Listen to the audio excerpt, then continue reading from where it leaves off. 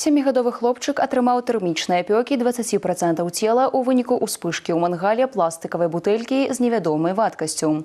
Здарэнне адбылося ў вёсцы Лосева Гродзенскага района, дзе дзіця знаходзілася з маці. Как сообщила жительница областного центра, они вместе с сыном отправились на выходные к бабушке за город. Женщина разожгла мангал, а сама в это время занималась хозяйственными делами. При этом ребенок в этот момент играл во дворе.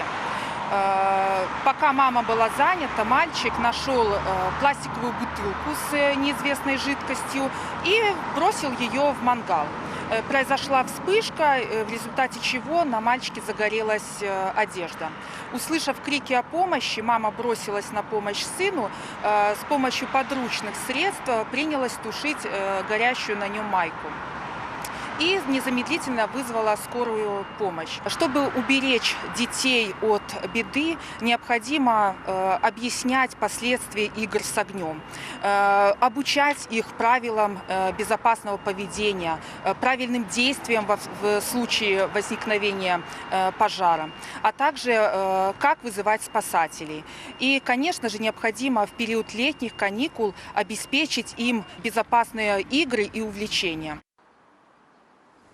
Адразу пасля здарэння хлопчык у цяжкім стане быў дастаўлены ў рэанімацыйнае аддзяленне Гродзенскай абласной дзіцячай бальніцы. Медыкамі яму аказваецца неабходная медыцынская дапамога. Ребенок находился в ожоговом шоке. Проведена за это время противошоковая терапия. Ребенок выведен из состояния шока. В настоящее время состояние ребенка еще остается тяжелым, но динамика ему значительно лучше. Будет проводиться и дальше интенсивная терапия. Возможно, там, через некоторое время будет пересадка кожи в места более глубокого ожога. Ну, так пока ребенок поправляется.